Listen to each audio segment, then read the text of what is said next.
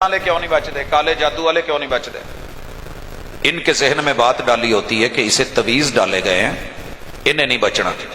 حالانکہ کالا علم کیا ہوتا ہے؟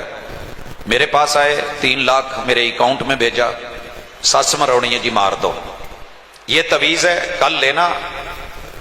یہ ایک دن میں، ہفتے میں، مہینے میں جتنی ہے۔ اب میں نے کیا کیا، وہ فیر بھی کروا سکتے تھے ویسے بھی، لیکن انسان اپنے ذمے نہیں لینا چاہتا، آسان حل ڈھونڈتا ہے۔ میں نے بازار سے زہر خریدی، سوپ پیپر لیا جس کے اندر آپ پانی میں گیلا کریں تو صابن نکل آتا ہے، زہر میں اس کو ڈپ کیا، پھر اس کو خشک کر لیا، اس پہ لائنیں مار کے میں نے کچھ لکھ دیا۔ اوپر کوئی پڑھنے والا پڑھنا چاہے تو ہڈیاں بنی ہیں، کھوپڑی بنی ہے، دیکھ لے، اور اگر کوئی پڑھا ہوا ہے تو پڑھ لے۔ کڑکنے کڑکا لی، دشمن منجے پا لی، ٹگا حل پنجالی دا، رل مل چگا گالی دا۔ میں نے بہو کو کہا یہ پلا دے، پلانا تیرا کام ہے، نہیں تو تیرا 3 لاکھ گیا۔ اب اس نے پلا دیا ہے، گھر میں لوگوں کو پتا چل گیا اس پہ تویز ہوئے ہیں، وہ پیروں کی طرف بھاگی ہیں، حالانکہ اس کے معدے میں زہر جا چکا ہے، منہ سے جھاگ نکل رہی ہے، وہ سجے کھبے پھرتے نے۔ اگر عقل مند ہوتے، پتا ہوتا، کوئی استاذ ملا ہوتا تو بتایا ہوتا، سب سے پہلے ہاسپٹل لے جاؤ، اس کا معدہ واش کروا دو، اس کا زہر نکل جائے، یہ بچ جائے گا۔ پرابلم یہ ہے کہ پراپو گنڈے کا زہر پیغمبر کی زندگی میں بھی تھا، بعد میں بھی ہے۔ مرزا غلام احمد قادیانی نے نبوت کا دعویٰ کر کے یہ زہر بانٹا، اور ایک غلام احمد پرویز نے معانی بدل کے زہر پیک کر کے لوگوں کو قرآن پڑھایا، خود ترجمے، توضیح، تشریح، وضاحتیں کرتا تھا، تو اسے اجازت تھی، اسے رائٹ تھا۔ مگر محمد رسول صلی اللہ علیہ وسلم جن پہ وہ کتاب اتری تھی، انہوں نے جو بیان کیا اس کے اوپر شکوک و شبہات کا زہر لوگوں کے دل میں ڈالا۔ پتہ کریں وہ بوڑھی کیا کرتی تھی؟ اسے کہا گیا تھا جادوگر ہے، وہ حکیم کے دل میں کیا تھا؟ زہر ڈالا گیا، کانوں میں روئی ٹھونس کے آ گیا، میں نے اس کی بات نہیں سننی، یہ جادوگر ہے، منتر پڑتا ہے۔ کوئی کسی طرح پراپو گنڈے نے سچے کو جھوٹا کہا، عقل مند کو پاگل، مجنوں، دیوانہ کہا، جس نے جادو کی گردن کاٹی اسے ساحر اور جادوگر کہا۔ مگر جب پراپو گنڈے کا زہر کھلا تو پھر آپ نے دیکھا اذا جاء نصر اللہ والفتح وَرَأَيْتَ النَّاسَ يَدْخُلُونَ فِي دِينِ اللَّهِ أَفْوَاجًا، فوج در فوج، موج در موج لوگ آتے گئے۔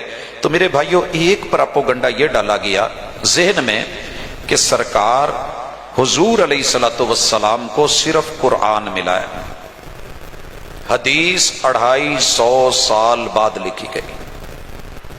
ظاہر ہے بندہ تو سمجھتا ہے، سوچتا ہے عقل کہ حضور کے 250 سال بعد جو چیز لکھی گئی وہ دین نہیں ہو سکتی، اتنا بڑا جھوٹ۔ شاعر کہتا ہے، میں تھوڑی سی چینج کر رہا ہوں، کہتا ہے لوگ اعتبار نہ کرتے تو کیا کرتے، وہ جھوٹ بول رہا تھا بڑے سلیقے سے۔ ہمارا سوشل میڈیا لگاتار ایک بات پہ اتنا جھوٹ بولتا ہے، اتنا بولتا ہے، اتنا بولتا ہے کہ جھوٹ پہ سچ کا گمان ہونے لگتا ہے، اور اگر کوئی سچا بیان دے دے حقیقت تو وہ 2 نمبر لگنے لگتا ہے۔ پیغمبر علیہ الصلوۃ والسلام، نوٹ کیجئے گا، قرآن اور حدیث دونوں وہی برابر معمولی سے فرق کے بغیر ایک ہی ٹائم میں اترتے رہے، بیان ہوتے رہے، لکھے جاتے رہے، پیش کیے جاتے رہے، دنیا دیکھتی رہی، سینکڑوں گواہ بنے۔ آئیے آج اگر آپ اور میں کہیں کہ تحریک لبیک یہاں مرید کے میں موجود ہے، احتجاج ہو رہا ہے، یہ بات 250 سال بعد اگر کوئی لکھے آج کی تاریخ میں، وہ بندہ جھوٹا ہوگا؟ بولیے۔ جو نہیں جانتے رد کریں گے، جو موجود ہیں، جو آج زندہ ہیں، جو حالات کو سمجھتے ہیں۔ میں ایک آیت پڑھنے لگا ہوں قرآن مجید کی، اللہ تعالیٰ نے کہا، پہلی وحی آئی،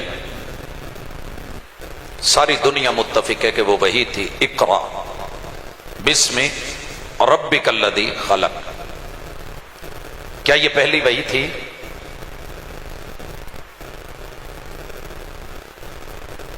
دنیا نے قرآن مجید پہ اعتراض کیا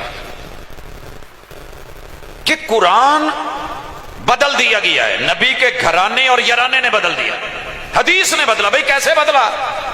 کہا پہلی وحی تھی، اسے سورہ فاتحہ کی جگہ آنا چاہیے تھا۔ سمجھ رہے ہیں؟ وہ 100 نمبر سورت میں آخری پارے میں کیوں ہے؟ سورہ علق میں کیوں ہے؟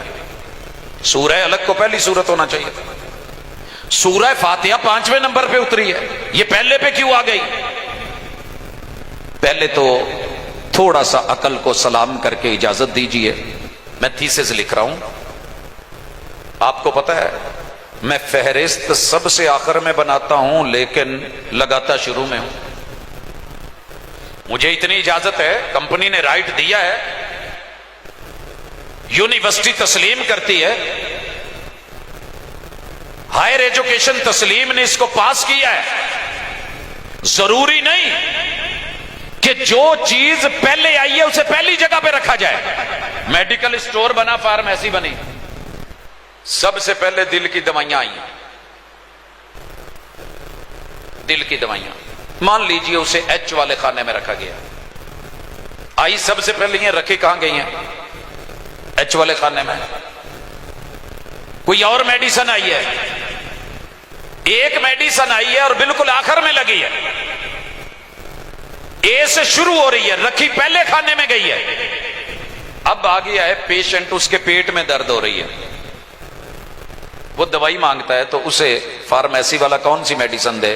یہ کہے گا کہ سب سے پہلی دل کی آئی ہے وہ لے، ایتے اینڈ تے آئی ہے میں نہیں دے۔ کوئی عقل کام کرتی ہے؟